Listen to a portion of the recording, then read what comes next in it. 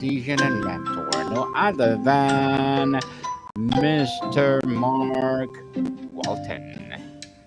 Hi, Daniel. Welcome to Book 101, Mr. Mark, and can you please introduce more about yourself? Okay, thank you very much. I did study English literature at school, but in fairness, I think that kind of put me off later life. We used to spend hours studying pages of Shakespeare. So my reading in the last 30, 40 years is mainly to do with positive thinking and trading and thinking out of the box. And I sold my business in the UK when I was coming up to 40 years of age. And we bought some houses for income. And 20 years ago in the UK, that was fairly easy to raise money and it was cheap. And houses were cheap as well. And then my wife and I and young kids, we packed our bags, literally one suitcase each, and went to live in Lanzarote in the Canary Islands.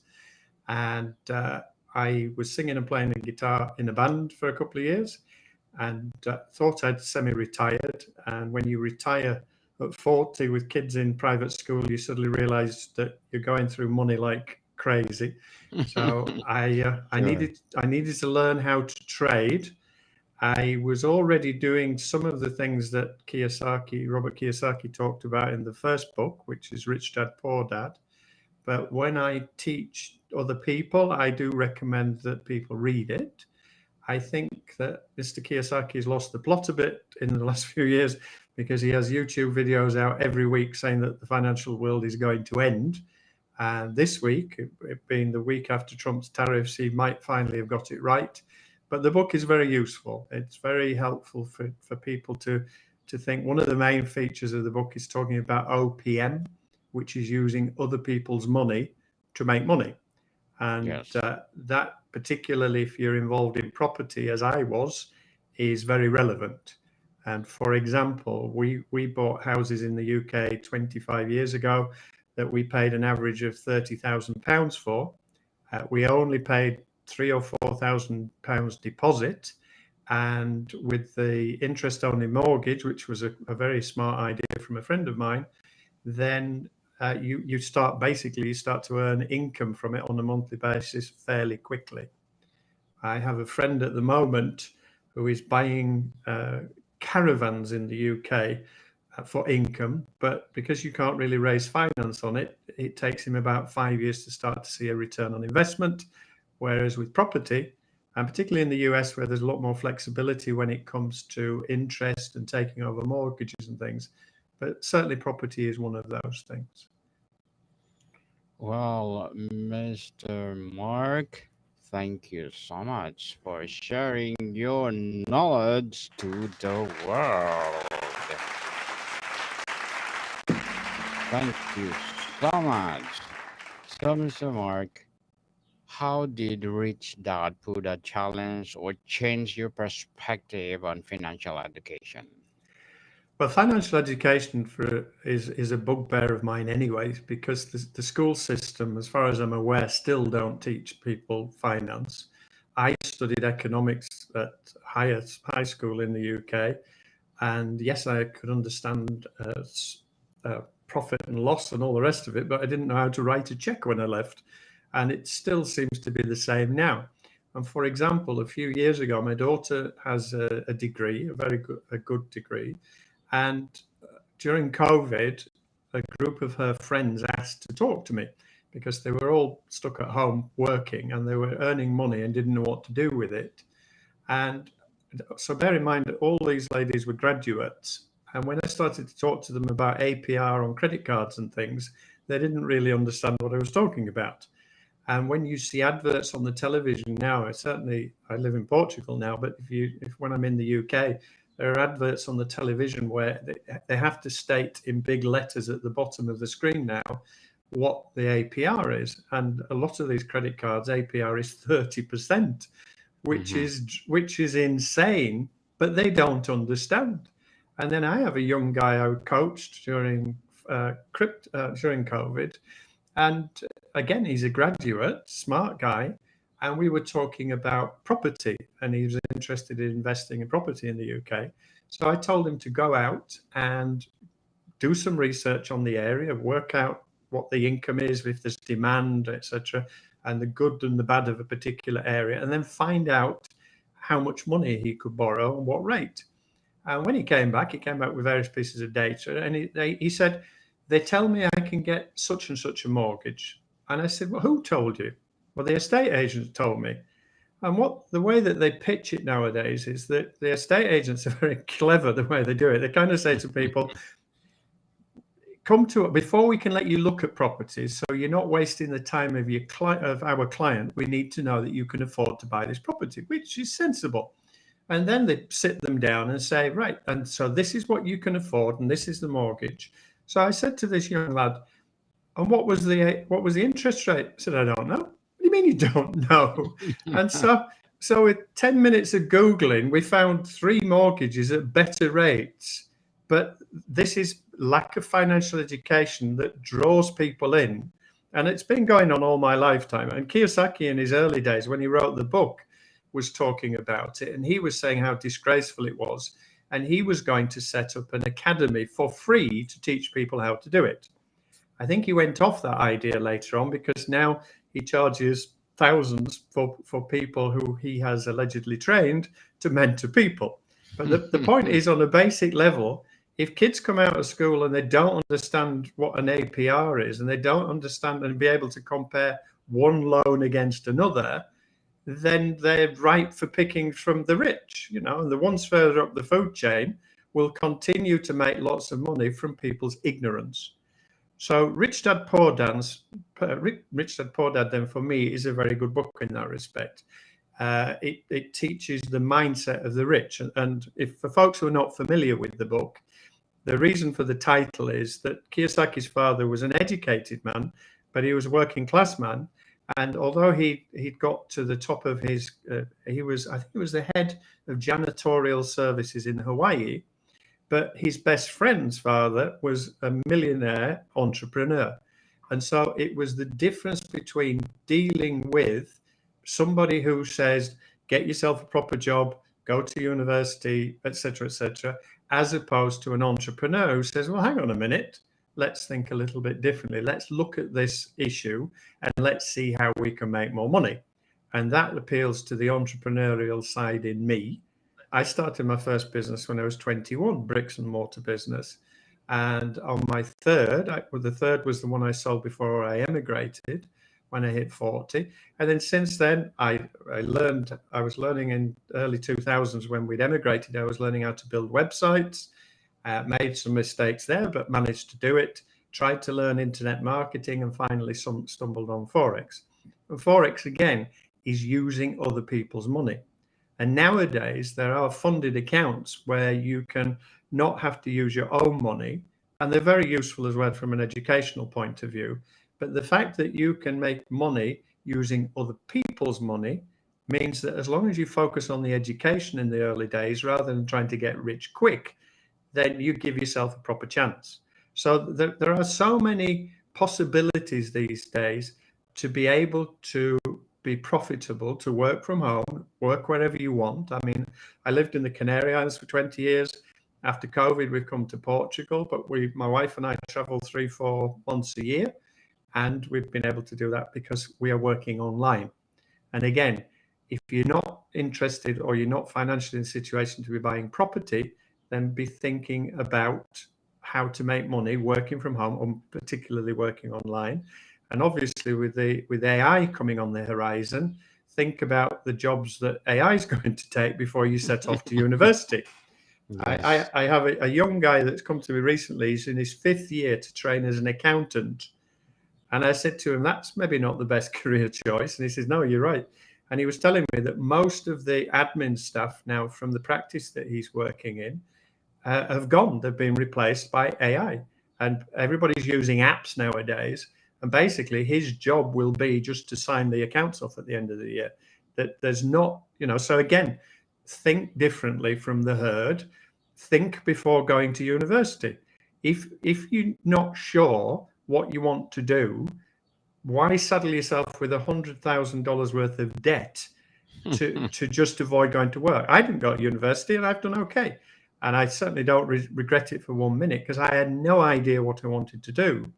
And in those days, university education was relatively free, but for me, that wouldn't have worked either. So, for anybody now, just don't be pushed if you're 18, 19, and you're coming up to an age where your parents are pushing you to go to university.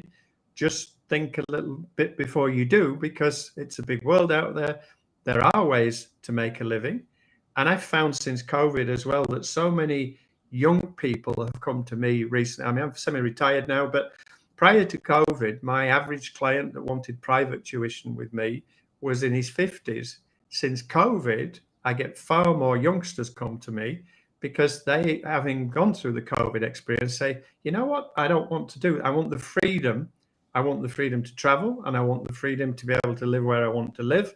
And I don't want to be tied to a company that might drop me at the drop of a hat, or relying on the government to bail me out. So all of those things do come back to the book. And then the main thing from Kiyosaki to take from the book is it's financial education. There's lots of it online that's free. You don't have to saddle yourself with loads of debt. Think before going to university. If you want to be a doctor or a lawyer, and you're passionate about something, obviously go. But if Yes. you're not sure, like I wasn't sure, don't just go because it's better than going to get a job. Think before you make the decision. And then Kiyosaki talks about building assets. And with houses, we were very fortunate because we were generating income almost from day one, as I explained. And then we've had the benefit, we've sold most of them recently. Politically in the UK now, it's not a good investment. The last government were hopeless. This lot are even worse. And they're punishing landlords. So for me, it was time to get out. And we've now made significant capital gain. So you've got the income and you've got the capital gain. I know there are a lot of young people claiming that they're making money on Airbnb, etc., etc. And again, just be careful who you listen to. Don't be swayed by all the guys stood next to somebody else's Ferrari on YouTube claiming that he's made a fortune. Generally, if it sounds too good to be true, it's too good to be true. Mr. Mark, thank you so much for your insight and vision. Thank you so much.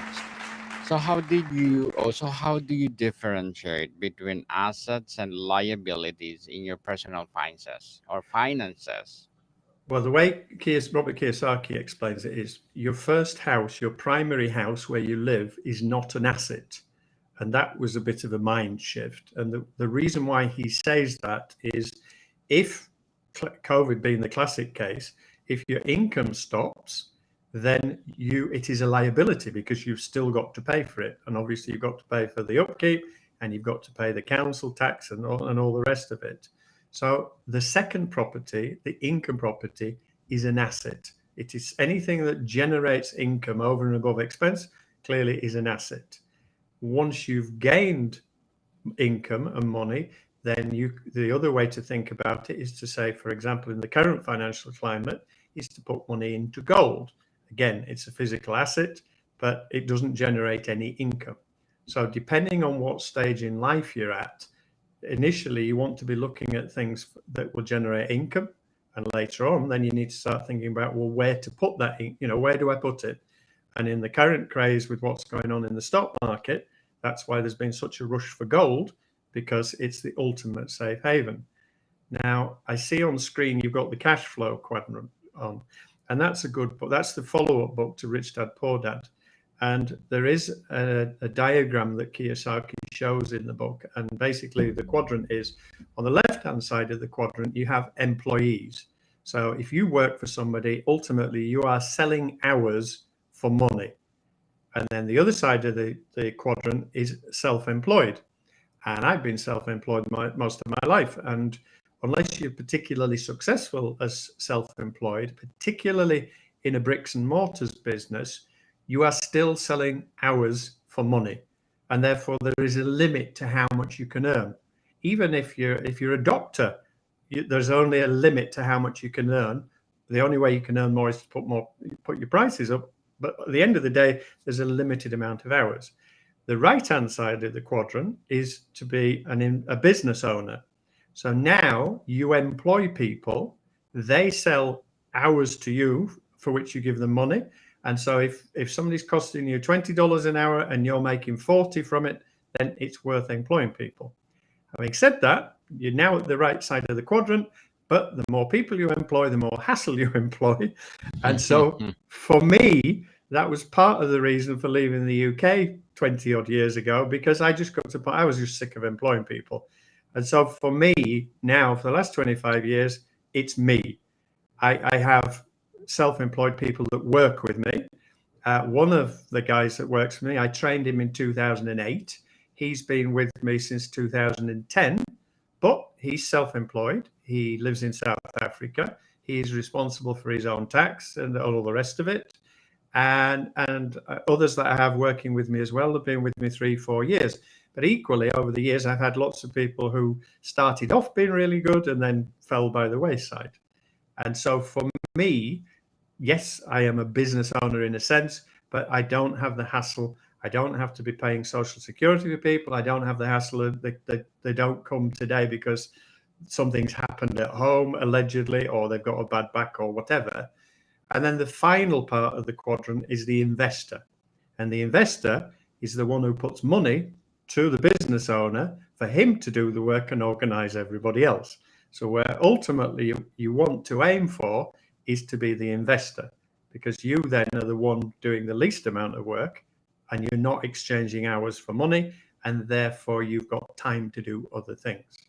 And for me, trading is a way of doing that, because I only spend a few hours a day doing it and I don't have to employ anybody to do it either. So again, think about, and I mean, the other thing I say to people is don't just trade for a living. You want to try to learn multiple skills, and you need to have multiple streams of income. So we had property, we had the trading business. Then in 2008, I started to teach people. So you've got income coming in from different places. And then stocks, by investing, I was getting income from stocks as well as. So ultimately, what Kiyosaki teaches in the book is definitely the thing. And it's definitely still, even though it's 20 years old, to me, it is still worth reading. And it's the mentality of it is to avoid the rat race and get out. And for example, my youngest daughter, when she left university and didn't know what she wanted to do, I just said to her to get on a plane and go somewhere, go travel, go see the world. Because once you get on the wheel of the rat race and you're paying a mortgage and then kids come along, now for the next 20 years of your life, you're in it. So Truly very well said, Mr. Mark. Truly empowering.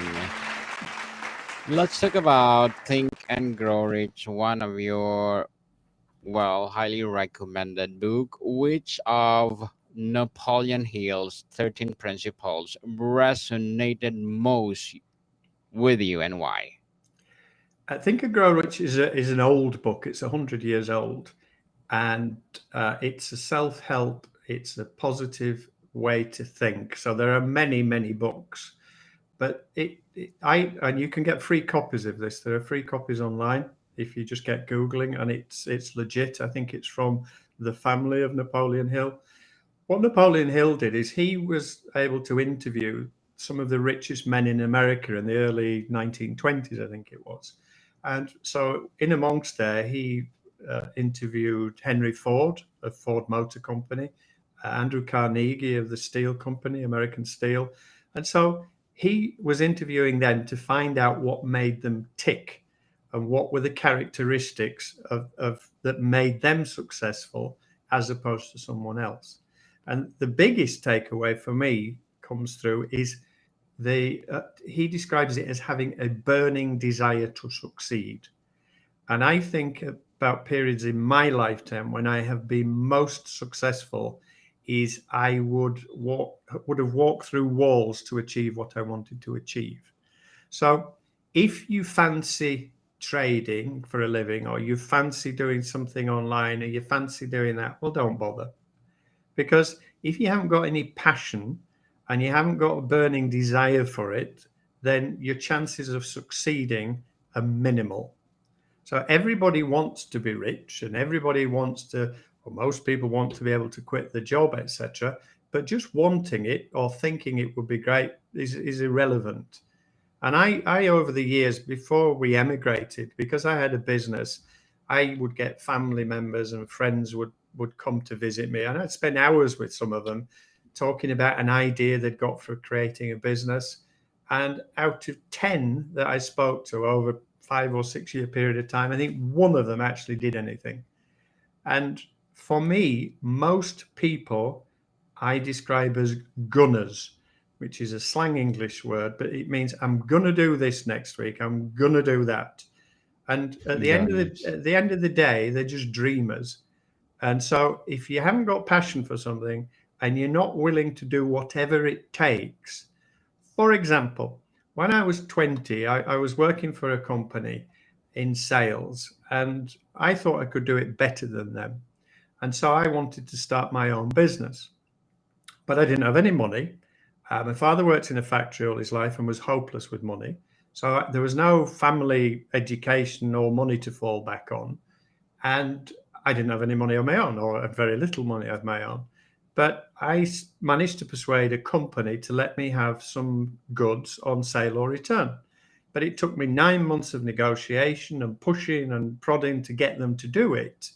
But it enabled me to do it. But for those 9 months, my every waking hour and half of my sleep time was focused on how can I do this? Because I know I can do it if I get the chance. So again, if you want to do it. And then when we were emigrating, I decided to sell the business. I had a lot of staff. It was making good money. I was making good six figures, had the big house and the cars and everything's fine. And I got to the point I was sick of it.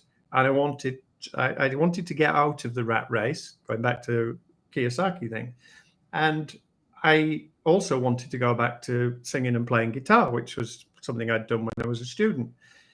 And I spent a year practicing every day. I was working 12 hours a day, but I would spend an hour a day practicing the guitar.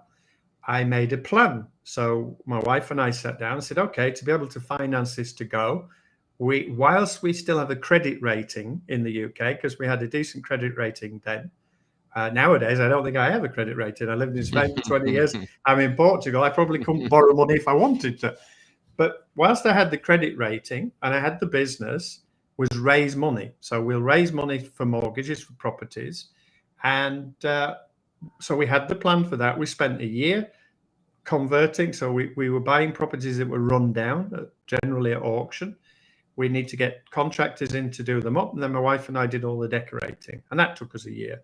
So, but again, the determination to go and to sell a business when you're 40 years old with 4 kids and to get off the wheel, there's not many people will do that at that stage in life. Most people have to wait until they're in the 50s when the kids have grown up before they can think about it. But for me, I was just so sick of it, and I was determined. And again, burning desire and passion. And also, I mean, Napoleon Hill was talking about auto-suggestion and visualization, which I think 100 and odd years ago was quite revolutionary. So all of the things where you look at these modern books now that are out, where people are talking about visualizing, and for example, sport. I coached football solo whilst living in Spain for 15 years. My adult team, we won promotion to the Spanish second division.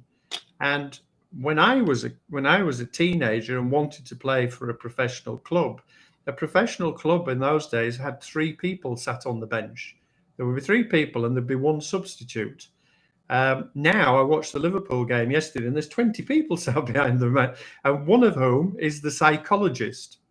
And psychology now is so important in sport. And you'll see a sprinter who's going to set off on a 100-meter race. He is or she is cutting everything else out, and they are focused 100% on what they're going to do, where they're going to get, and how they're going to get there, and how it will feel when they get there. So once again, this for me is a big part. If you want to succeed, you have to be able to visualize what it's going to feel like, because ultimately how we feel about something, the passion that we have for something, means that work is not work. I'm at an age now I could retire, and I do less, but that's a choice that I've made. But I wouldn't want to stop altogether because I enjoy doing what I'm doing, and whether that be the trading and the not as much the trading, investing. I enjoy the investing side of things more than the trading now. I got into crypto in 2020 just at the right time, and well, not the biggest right time, but at the most recent cycle.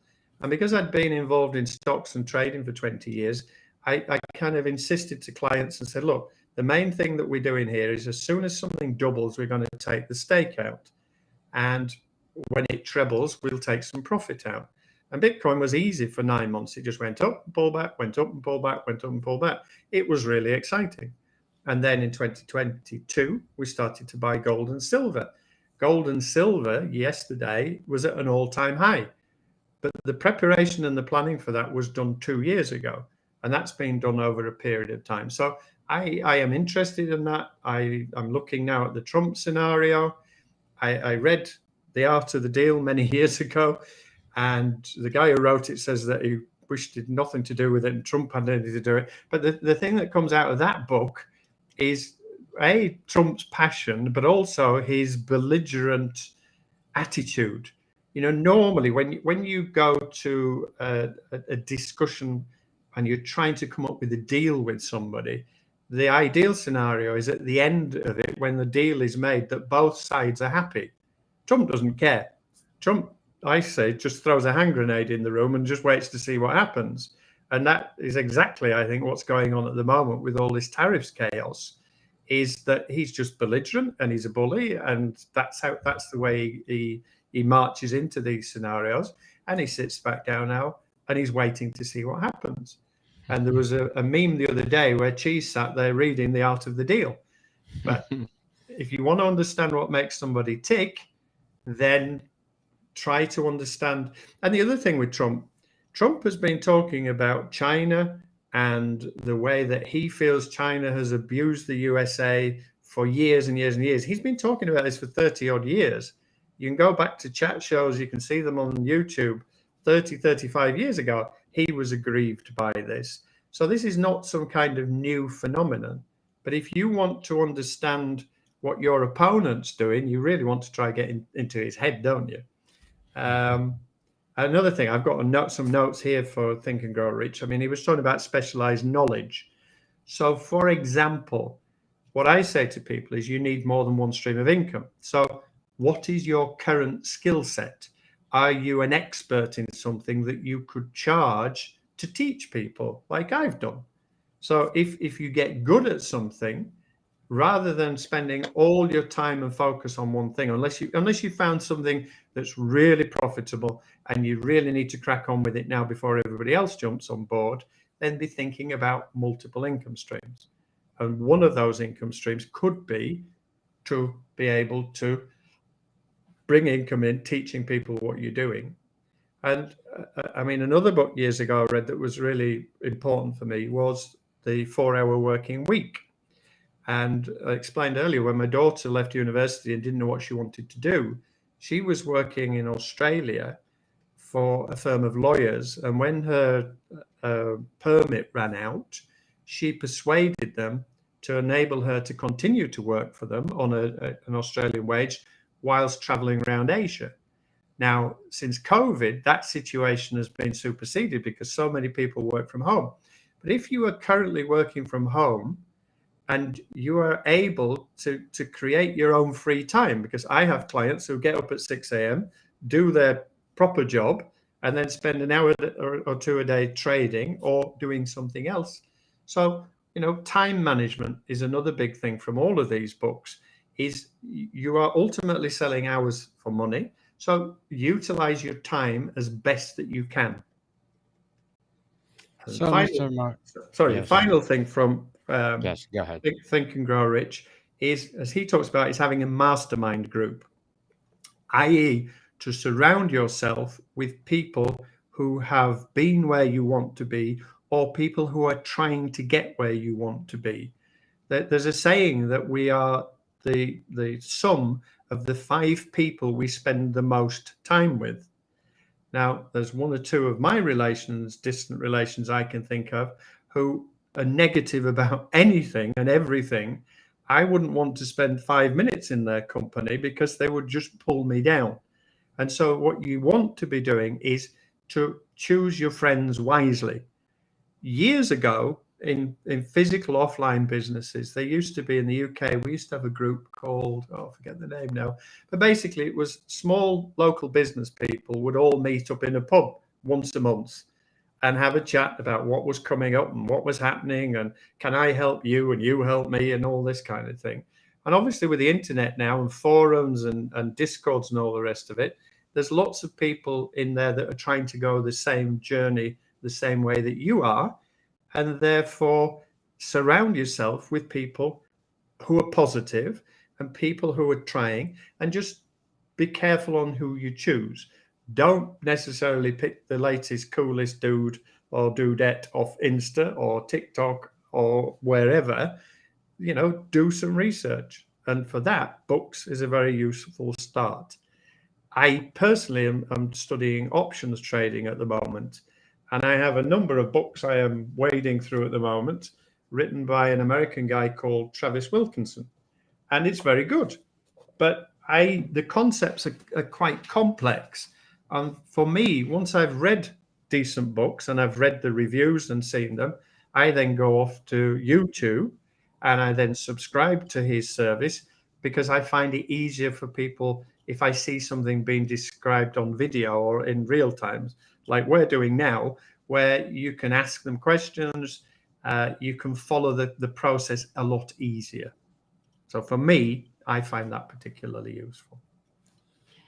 Well, Mr. Mark, again, beautifully articulated. So, to wrap up our discussion for today, what will be your short term and long term goals as a home based trader, alternate investor, and fund manager, as well as musician and mentor?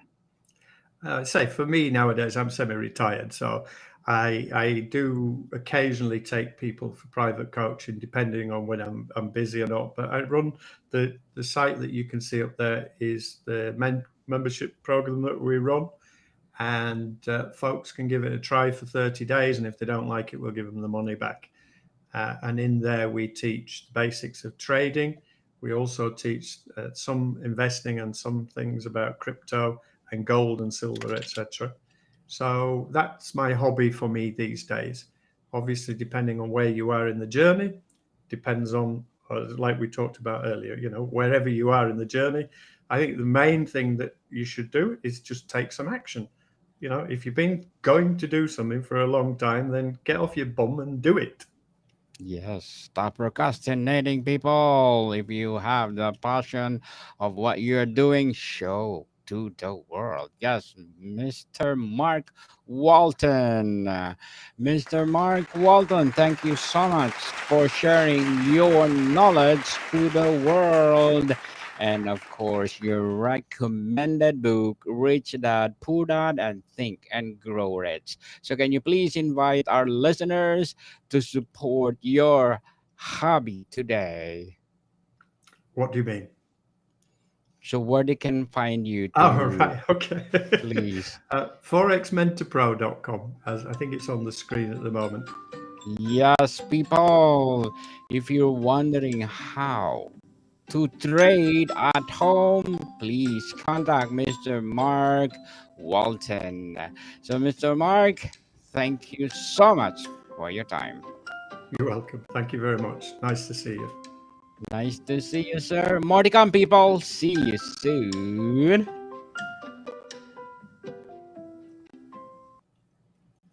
So, Mr. Mark, I hope sooner or later you can